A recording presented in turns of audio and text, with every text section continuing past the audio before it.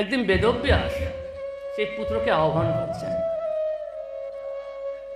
পুত্র, খোকা, তোমার মাকে তুমি আর কষ্ট দিও না, গর্ভে থেকে বাইরে এসো। তখন গর্ভ থেকে দৈববাণী হচ্ছে, আমি আসতে পারি, তবে আমাকে যেন কেউ মায়ায় যেন কেউ যেন গ্রাস না করতে পারে, আমি যেন মায়ায় যেন আবৃত্ত হতে না পারি। আমরা এই জগৎ সংসারে এসেছি, মাতৃ গর্ভে থেকে ভূমিষ্ঠ হওয়া যাওয়ার পরে মার মায়ায় আবৃত্ত হয়ে গেছি, বাবার মায়ায় আবৃত্ত হয়ে গেছি। এই যে মায়ায় আমাদেরকে বেঁধে রেখেছে, এই মায়া থেকে আমরা আর যেতে পারি না। পারি বাবা? এখানে মায়েরা এসেছেন, বাবারা এসেছেন, পুত্ররা বাড়িতে বসে আছেন, কি করছে? এই মওটা কিন্তু সেই জায়গায় আছে। আমাদের যতই ভাগবতে হরিকথা আমরা যত শ্রবণ করি না কেন, আমাদের মওটা কিন্তু সেই জায়গায় আছে। আমরা পুত্রের কষ্ট বুঝতে পারি, কিন্তু পুত্র কখনো মা বাবার কষ্ট বুঝতে পারে না। যদি পারতো তাহলে আজকে আমাদের বাংলাদেশে কত মা ফুটপাতে ঘুমায় আর পুত্র 2 তলা 3 তলা বিল্ডিংয়ে ঘুমায়। তা আমি আর মায়ায় জড়াতে চাই না। বেদব্যাস বলছেন, তথাস্তু, ঠিক আছে, আমি তোমাকে কথা দিলাম। মাতৃগর্ভে থেকে ভূমিষ্ঠ হয়েই দৌড়চ্ছে। আর বেদব্যাস পিছনে হা পুত্র বলে ডাকছে। ভিক্ষুগণ উত্তর দিচ্ছেন, আপনি কাকে হা পুত্র বলছেন? এই জগতে কে করুক পিতা না, কে করুক পুত্র না। বেদব্যাস তখন তার মহলটা কিন্তু দূর হয়ে গেল। আমি কার পিছনে করছি? কারণ সেই সুখদেব প্রভু ব্রহ্মাহংস করতেন, ব্রহ্মা দর্শন করতেন। সেই 16 বছরের যুবক সেই পথে যখন হেঁটে যাচ্ছে, পুষ্করিণীতে মায়েরা স্নান করছেন, এদিকে কি হয়েছেন, কৃষ্ণ 2 পায়ন বেদব্যাস যখন উপস্থা সেই পথ দিয়ে যাচ্ছেন, তখন মায়েরা পুষ্করিণী থেকে উঠে এসে গায়ে বস্ত্রগুলো পড়ছে। বেদব্যাসকে দিকে প্রণাম করেছেন। বেদব্যাস তখন প্রশ্ন করলেন, হে মাতৃগণ, আমার 16 বছর যুবক, তাকে দেখে তোমরা কেউ লজ্জাবোধ করলে না, আর আমাকে দেখে তোমরা লজ্জাবোধ করলে, এর কারণ কি? সেই দেবীগণ উত্তর দিলেন, পিতা, আপনার 16 বছরের পুত্রের দৃষ্টির ভিতরে কোনো ভেদ নেই, কিন্তু আপনার দৃষ্টির ভিতরে সেই ভেদ আছে। আপনি 10 বছর 8 বছর শিশুর সামনে আপনি যে বিস্তৃত হয়ে পারেন না কেন, তাতে কোনো আপনার লজ্জা করবে না, কিন্তু একটা বয়স্ক ব্যক্তির সামনে গেলে তখন লজ্জা করবে। এখন বেদব্যাস সেই গিরে এসে তার গুরুদেবের সে আদেশে তিনি শ্রীমদ্ ভাগবত তিনি রচনা করছেন, লিখছেন। সেই ভাগবতের মাহাত্ম্য তার শিষ্যদেরকে শ্রবণ করায়। একদিন শিষ্যরা গিয়েছেন জঙ্গলে কাঠ কাটতে। সে জঙ্গলের ভিতরে সুখদেব প্রভু তিনি হচ্ছেন সেই ধ্যান করছেন, আর এদিকে বেদব্যাসের শিষ্যরা সেই ভাগবতের সেই মাহাত্ম্য বর্ণনা দিচ্ছেন। মনটা একদম নির্মল হয়ে গেছেন। সুখদেব প্রভু বলছে, আমাকে আরেকবার শোনাও, খুব ভালো লাগছে। শিষ্যগণ বলছে যে আপনি কে? বলছে, আমার নাম সুখদেব। শিষ্যগণ তখন বলছে, এ তো আমাদের গুরুদেবের পুত্র সুখদেব প্রভু। বলছে, আপনি বাইরে আসেন। বলছে, আমি বাইরে আসতে পারবো না। বলছে, আপনি যদি বাইরে না আসেন তাহলে আমরাও আপনাকে শোনাতে পারবো না। ভগবানের আকর্ষণে আর সেই গুহায় থাকতে পারেনি, সঙ্গে সঙ্গে সেই গুহা থেকে বেরিয়ে এসেছে। ভগবানের এত আকর্ষণ। সেই সুখদেব প্রভু তখন বলছে, আমাকে সেই শ্রীকৃষ্ণের বর্ণনা দাও। শ্রীকৃষ্ণকে বর্ণনা দিলেন। বলছে, এর বিস্তারিত আমি আর এর থেকে বেশি কার কাছ থেকে জানতে পারবো? শিষ্যগণ তখন বলছেন, এ কেউ না, এ আপনার পিতা বেদব্যাস। আর মৌটা সেই পুত্র, সেই পিতার কাছে এসে উপস্থিত হয়েছেন, যে পুত্রকে হাফ পুত্র বলে ডেকে আনতে পারেনি, আর সে পুত্র অনায়াসে এসে পিতার কাছে এসে বসেছেন। পিতা আসন দিয়েছেন, আসন দিয়ে সেই ব্যাসদেব, সে 18,000 শ্লোকযুক্ত শ্রীমদ্ ভগবত, সেই পুত্রকে সর্বপ্রথম তিনি শ্রবণ করেন। আর সেই ভাগবত সুখদেব প্রভু কাকে শ্রবণ করেছিলেন? তার পরবর্তীতে পরীক্ষিত মহারাজকে।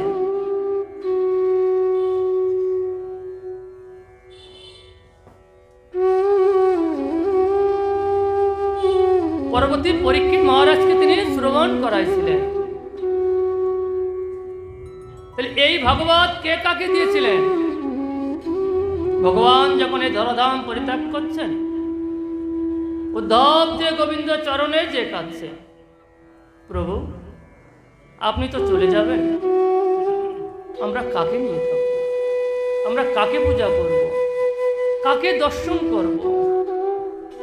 তত বিয়োগনাথ ভক্তং চাঁদ সুন্দর ভূতলে নির্গুণ পাচ হতাতি ইঞ্চিত বিসারে। আপনি তো চলে যাবেন, আপনার ভক্তগণ কাকে নিয়ে থাকবে? ভগবানের চরণ ধরে কাঁদছে উদ্ধব, চোখ দিয়ে জল পড়ছে। সঙ্গে সঙ্গে ভগবান উত্তর দিলেন, উদ্ধব তুমি চিন্তা করো না, চিন্ময় জগৎ থেকে আমি তো সবসময় আসতে পারবো না, একদিন না একদিন আমাকে তো চলে যেতেই হবে। তাই এই সংসারে আমি আমার তৃতীয় রূপ রেখে যাচ্ছি। তৃতীয় রূপ কি? সঙ্গে সঙ্গে ভগবান তার সমস্ত তেজ দিয়ে ভগবত রূপে প্রকাশ করে দিলেন। সখী ভবে তেজময় শ্রীমৎ ভগবত। সেই ভগবত ভগবান উদ্ধবকে প্রদান করলেন। উদ্ধব, আজ থেকে আমি এই জগৎ সংসারে ভগবত রূপে বিদ্যমান হয়ে থাকবো। যখন যখন তুমি ভাগবতের কীর্তন করবে, ভাগবতকে দর্শন করবে, ভাগবতকে পূজা করবে, তখন তখন তুমি আমার ফলের আশীর্বাদ পাবে। এই ভাগবতের মধ্যে কি কি আছে? এই ভাগবতের মধ্যে তিনটে জিনিস আছে, ভক্তি, জ্ঞান আর বৈরাগ্য। এই ভক্তি, জ্ঞান আর বৈরাগ্যের জন্য কিন্তু এই ভাগবতকে প্রতিষ্ঠান করা হয়েছে। ভক্তি, জ্ঞান আর বৈরাগ্যকে, ভক্তি, জ্ঞান আর বৈরাগ্যকে এক সময়ের কথা, দেবশ্রী নারদ যখন বৃন্দাবন ঘুরে এসে যখন নিজের গৃহের দিকে যাচ্ছেন, পথে যেতে যেতে পথের পাশে এক সুন্দরী রমণী, তার দুই পাশে দুই বৃদ্ধ। এখন দেবশ্রী মনে করছে, যায় যে জিজ্ঞাসা করি, আবার ফিরে আসছে না। যদি কিছু জিজ্ঞাসা করি, যদি আমাকে যদি উল্টো বলে, আপনার কি দরকার, আপনি কে? যখন সে দেবশ্রী আবার সে নিজের গৃহের দিকে ফিরে আসছেন, চলে যাচ্ছেন, তখন সেই দেবী সেই দেবশ্রী নারদকে ডাকছে। দেবশ্রী নারদ যে উপস্থিত হয়েছেন, সেই দেবী তখন দেবশ্রীকে প্রণাম করেছেন। আজকে আমার মন আজকে পবিত্র হয়ে গেল, আজকে আমি ধন্য হয়ে গেলাম। তা কেন? সাধুর দর্শনে। দর্শনে পবিত্র করো, এই তোমার গুণ, তাই তো দাদা? যেহেতু জিগর গাছা একটা কথা না বললে হয়, আমার মনের ভিতরে এখনো জেগে রয়েছেন যে দাদা তপন দা, তার চরণে আমার প্রণাম। তিনি এই ঝিকরগাছায় তিনি গীতা স্কুল তিনি চালু করেছেন। আজকে ঝিকরগাছায় অনেক পুত্র তারা আজকে গীতা ক্লাস করতে পারছে, গীতার বিষয়ে কিছু জানতে পারছে। আমি ঠাকুরের কাছে আশীর্বাদ করি, দাদা যেন তার সেই গীতা স্কুল যেন খুব সুন্দরভাবে যেন পরিচালনা করতে পারে। আপনারা সবাই সে দাদার জন্য একটু ভগবানের কাছে দুই হাত তুলে একটু আশীর্বাদ করেন।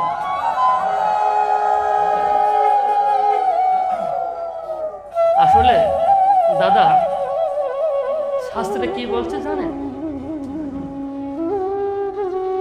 যে আমরা যদি বড়দেরকে যদি সম্মান না করতে পারি, তাদের চরণে যদি প্রণাম না করতে পারি, তাহলে আমরা ভগবানের কাছে দোষী হয়ে যাব, অপরাধী হয়ে যাব। আজকে সবাই এখানে বসে আছেন, সবাই আমার গুরুজন, পিতা সমতুল্য, মা সমতুল্য, আর আমি পুত্র। আজকে আমি এখানে বসে আছি, কিন্তু আমি কথা বলছি না। যেখানে পাঠক বক্তা যেখানে পাঠ করে, কারুর পুত্র, কারুর কাকা, কারুর জ্যাঠা, কারুর দাদা, কখনো এগুলো মনে করবেন না। সবসময় সূর্যদেব প্রভু মনে করবেন। এই যে ভাগবত গ্রন্থ মনে করবেন না, সাক্ষাৎ সেই ভাগবত মানে ভগবান। ভাগবত শ্রবণ করতে আসতে হলে তিনটে জিনিস সাথে করে নিয়ে আসতে হয়। কি কি দাদা? তিনটে জিনিস কি কি? আপনারা তো ভাগবত শ্রবণ করেন, আমরাও শ্রবণ করি। আমরা তিনটে জিনিস নিয়ে আসতে হয়, বলবো। প্রথম হচ্ছে চক্ষু। চক্ষুটা কাকে দেবেন? আমার গোবিন্দকে, ভাগবতের দৃষ্টি। আর কর্ণ দেবেন কি? হরিকথায়। আর মনটা, মনটা কিসে দেবেন? সেও হচ্ছেন আমার চোখ দিয়ে দেখেন, কান দিয়ে শ্রবণ করেন, আর হৃদয় দিয়ে ধারণ করেন, তাহলে আপনার ভাগবত শ্রবণ করার ফল। এই পরীক্ষিত মহারাজ কিন্তু 7 দিন ধরে একটানা খাওয়া না, দাওয়া না, ঘুমানো না, তিনি এই ভাগবত কথা শ্রবণ করেছিলেন। জ্ঞান, ভক্তি আর বৈরাগ্য। দেবশ্রী নারদ তখন প্রশ্ন করলেন, হে মাতা, তাহলে এই দুই বৃদ্ধকে? তখন সেই দেবীগণ উত্তর দিলেন, দেবশ্রী, এই দুইজন হচ্ছেন আমার পুত্র, জ্ঞান আর বৈরাগ্য। দেবশ্রী তো অবাক মেরে গেছে। দেখেছি যে পিতামাতা বৃদ্ধ হয়, পুত্র জোয়ান থাকে, এখন দেখছি যে উল্টো, পুত্র বৃদ্ধ, মা জোয়ান। তখন সেই দেবীগণ উত্তর দিলেন, আমি তো বৃদ্ধ হয়ে গেছি, আজ আছি কাল নাই, কোনদিন তো বৃন্দাবনকে দর্শন করিনি, তাই মনে খুব অবিলাস জেগেছিল, একটু বৃন্দাবনতে ঘুরে আসি। বৃন্দাবনে গেলাম, বৃন্দাবনে সে ব্রজধূলি মেখে সে হরিকথা শ্রবণ করে আমি আবার সে যুবতী হয়ে গেলাম, আমার দুই পুত্র তারা বৃদ্ধ হয়ে গেল। কারণ কি? বৃন্দাবনে কিসে? বৃন্দাবনে হচ্ছে আপনার ভক্তির আশ্চর্য। তখন দেবশ্রী নারদ বলছেন, আপনার নাম কি? বলছে, আমার নাম হচ্ছেন ভক্তি। সেই ভক্তি দেবী তখন বলছে, দেবশ্রী, কি করলে আমার এই দুই পুত্র জোয়ান হবে, আপনি একটা ব্যবস্থা করুন। তখন দেবশ্রী সেই দুই পুত্রকে